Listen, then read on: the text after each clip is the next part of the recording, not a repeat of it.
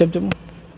కొంతమంది ఉంటారు ఎట్లుంటారంటే మనము కొద్దిగా మానసికంగా బాధల్లో ఉన్నా అంటే బాధ అంటే ఏ బాధల్లో ఉన్నా కానీ బాధల్లో ఉన్నప్పుడు వచ్చి చూస్తారు. ఓకే.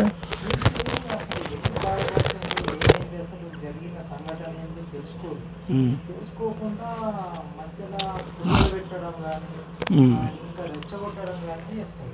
ఓకే. వాళ్ళకి ఏమనిపిస్తుంది, ఎందుకు చేస్తారు అట్లా నాకు అర్థం కాదు. ఓకే. వాళ్ళు బాధపడితే ఇంకా ఇంకా బాధపడుతున్నారు అని ఓదార్చారు కానీ ఇంకా రెచ్చగొడతారు, ఇంకా బాధ పెడతారు. అలా చేయడం వల్ల వాళ్ళకి ఏమైనా ఆనందం వస్తుందా, డబ్బులు వస్తాయా? అదే నువ్వు అనేది నాకు రైట్. నువ్వు అడిగింది నాకు క్లారిటీగా అర్థమైంది. మనమున్న పరిస్థితి తెలిసి కూడా కొంతమంది రెచ్చగొడతారు. వాళ్ళకి తెలియదని కాదు, తెలిసి.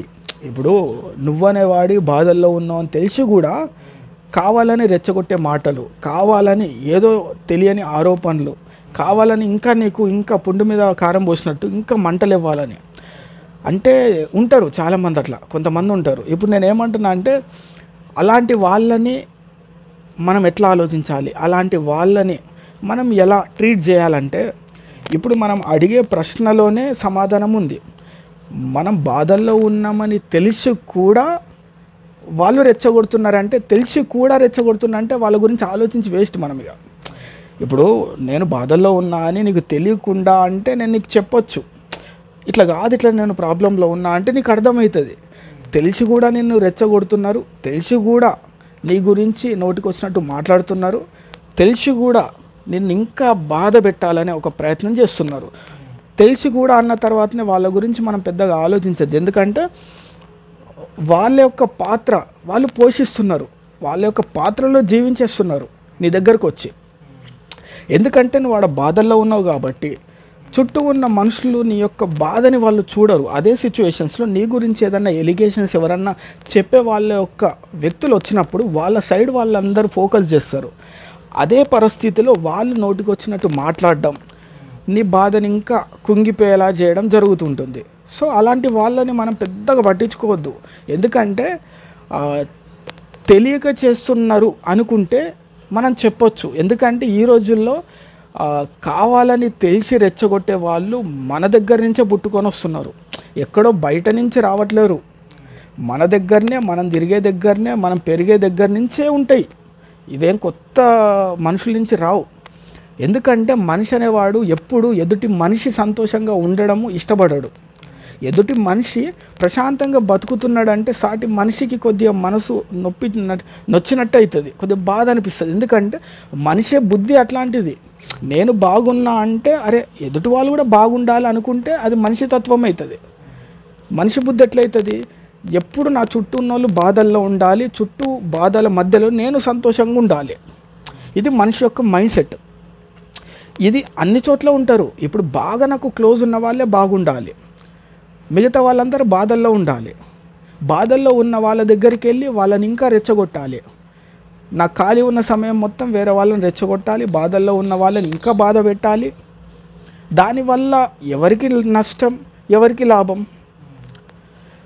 జనరల్గా వినే వాళ్ళకి ఒక సరదా టైంపాస్. ఇప్పుడు మధ్యలో ఎవరైతే వింటారో వాళ్ళకి టైంపాస్. థియేటర్కి వెళ్ళి డబ్బులు పెట్టి సినిమా చూడాలి, ఇక్కడ డబ్బులు పెట్టాల్సిన అవసరం లేదు కదా, ఫ్రీగా సినిమా నడుస్తుంది. ఎందుకంటే ఒక మనిషిని కుంగదీసే మాటలు కొంతమందికి నచ్చుతాయి, ఎంటర్టైన్మెంట్.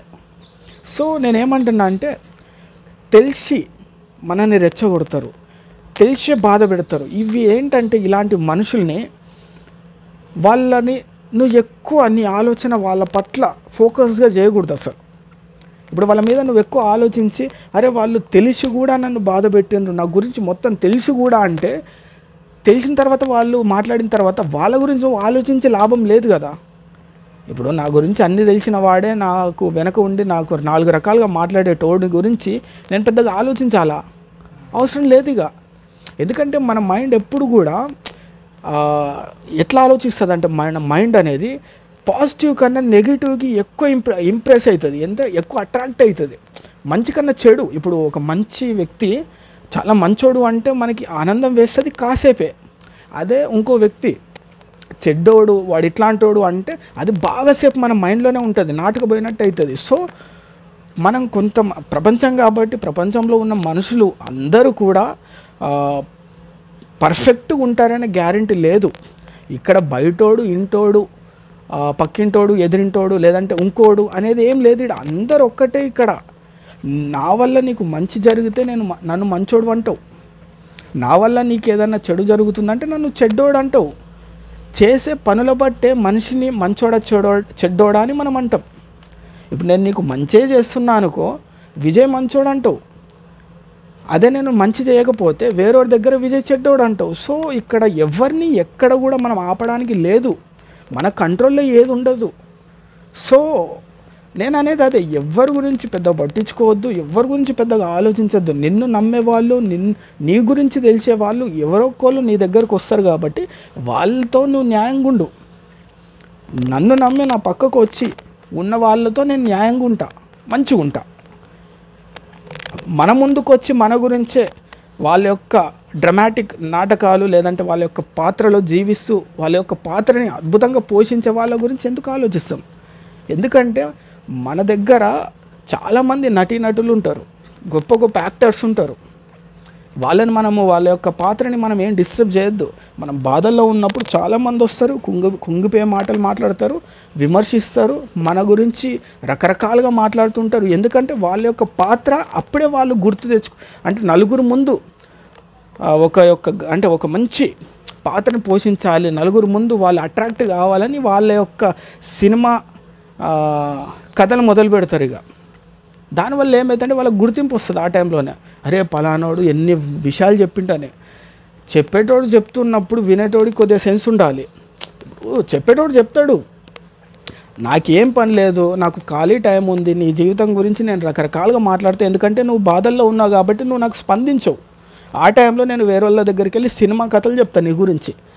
నాకు తెలివి లేదు, నాకు టైం ఉంది, నేను చెప్తున్నా. వినేటోడికి తెలివి ఉండాలి కదా, వినేటోడికి తెలివి ఉండాలి. నువ్వు చెప్పేది నిజమా లేదంటే అబద్ధమా, లేకుంటే తెలుసుకొని మాట్లాడుతున్నావు తెలుసుకోకుండా మాట్లాడుతున్నావు అని అడిగాల్సిన రెస్పాన్సిబిలిటీ వినేటోడికి ఉండాలి. చెప్పేటోడికి ఏ బాధ్యత లేదు కాబట్టి, ఏ రెస్పాన్సిబిలిటీ ఒక మనిషి యొక్క తత్వం లేదు కాబట్టి వాళ్ళు చెప్తారు. సో వినేటోడికి ఒక రెస్పాన్సిబిలిటీ ఉండాలి. ఎందుకంటే నీ యొక్క సమయాన్ని అలాంటి వాళ్ళకి వృధా చేస్తావా, అలాంటి వాళ్ళకి నీ యొక్క సమయాన్ని ఇచ్చేస్తున్నావు. సో ఇండైరెక్ట్గా ఒక మనిషి యొక్క వ్యక్తిగత జీవితాన్ని డ్యామేజ్ చేసే వ్యక్తికి సమయాన్ని ఇస్తున్నావు నువ్వు. వాళ్ళకి సమయాన్ని ఇచ్చి నీ యొక్క విలువైన సమయాన్ని కూడా కోల్పోతున్నావు. సో చెప్పేటోడు చెప్పని, కానీ వినేటోడు జాగ్రత్త. వినేటోడు చెప్పేటోడు నీ చుట్టూ తిరుగుతారు నువ్వు బాధల్లో ఉన్నప్పుడు.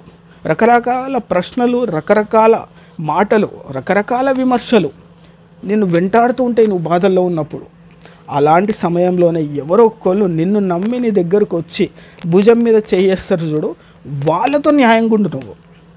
వాళ్ళకి నువ్వు నిజంగా వాళ్ళ యొక్క మనిషితనాన్ని గుర్తుపెట్టుకో, మంచితనాన్ని. అలాంటి వాళ్ళని మాత్రమే నువ్వు గుర్తుపెట్టుకో, వాళ్ళతో బాగుండు. మిగతా వాళ్ళ గురించి పట్టించుకోకు. మన లేదు, బయట లేదు, ఎవరు లేరు. అందరూ అవసరానికి మంచోడు చెడ్డోడు అనే ఒక్క పదాలని వాడతారని తెలుసుకో.